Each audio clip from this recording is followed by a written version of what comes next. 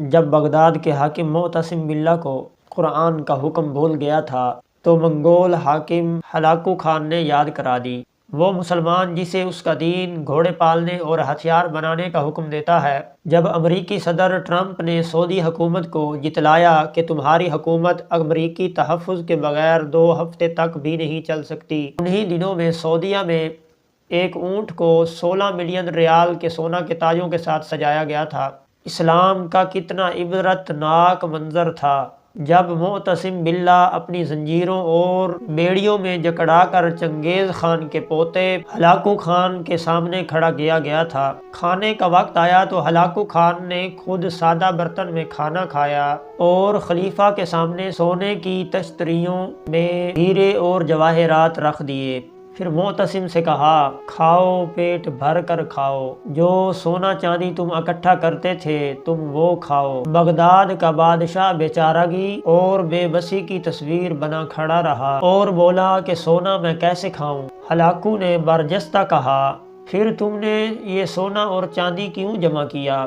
وہ مسلمان جسے اس کا دین ہتھیار بنانے اور گھوڑے پالنے کا حکم دیتا تھا، اب وہ سونے اور ہیرے جواہرات کا جوہر بنا ہوا ہے۔ معتصم ندامت اور شرمندگی کی خاموشی کے علاوہ کچھ نہ کہہ سکا۔ ہلاکو خان نے نظریں گھما کر محل کی جالیاں اور مضبوط دروازے دیکھے اور سوال کیا، تم نے ان جالیوں کو پگھلا کر آہنی تیر کیوں نہیں بنائے؟ تم نے یہ جواہرات جمع کرنے کی بجائے اپنے سپاہیوں کو رقم کیوں نہیں دی کہ وہ جاں بازی اور دلیری سے میرے فوجیوں کا مقابلہ کرتے؟ خلیفہ نے تعصب سے جواب دیا، اللہ کی یہی مرضی تھی۔ ہلاکو نے کڑکدار لہجے میں کہا، پھر جو تمہارے ساتھ ہونے والا ہے وہ بھی خدا کی ہی مرضی ہوگی۔ ہلاکو خان نے معتصم باللہ کو مخصوص لبادے میں لپیٹ کر گھوڑوں کی ٹاپوں تلے روند ڈالا اور چشم فلک نے دیکھا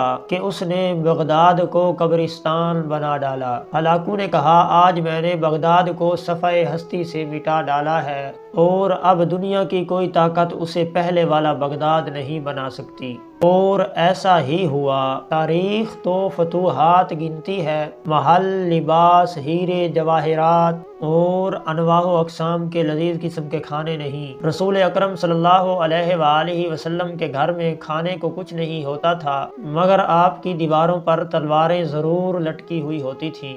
ذرا تصور کریں، جب یورپ کے چپے چپے پر تجربہ گاہیں اور تحقیقاتی مراکز قائم ہو رہے تھے، تب یہاں ایک شہنشاہ دولت کا سہارا لے کر اپنی محبوبہ کی یاد میں ایک تاج محل تیار کروا رہا تھا، اور اسی دوران برطانیہ کا بادشاہ اپنی ملکہ کے دوران ڈیلیوری فوت ہو جانے پر ریسرچ کے لیے کنگ ایڈورڈ میڈیکل سکول کی بنیاد رکھ رہا تھا۔ جب مغرب میں علوم و فنون کے بم پھٹ رہے تھے، تب یہاں تان سین جیسے گویے نت نئے راگ ایجاد کر رہے تھے اور نوخیز، پرکشش، خوبصورت رقصائیں شاہی درباروں کی زینت و شان بنی ہوئی تھیں۔ جب انگریزوں، فرانسیسیوں اور پرتگالیوں کے بحری بیڑے برِ صغیر کے دروازوں پر دستک دے رہے تھے، تب ہمارے ارباب اختیار شراب و کباب اور چنگ و رباب سے مدہوش پڑے تھے۔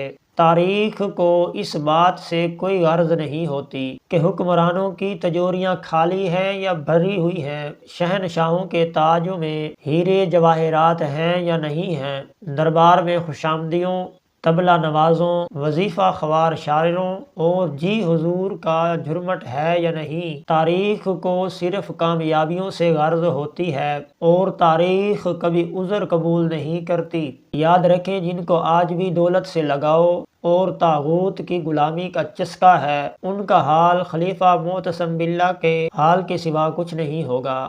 سوئی ہوئی امت مسلمہ کو بیدار کرنے کے لیے اس گفتگو کو مختلف گروپوں میں مختلف پلیٹ فارم پر شیئر کر دیجئے گا۔ جزاکم اللہ خیر و احسن الجزاء فی الدنیا والآخرہ۔ والسلام۔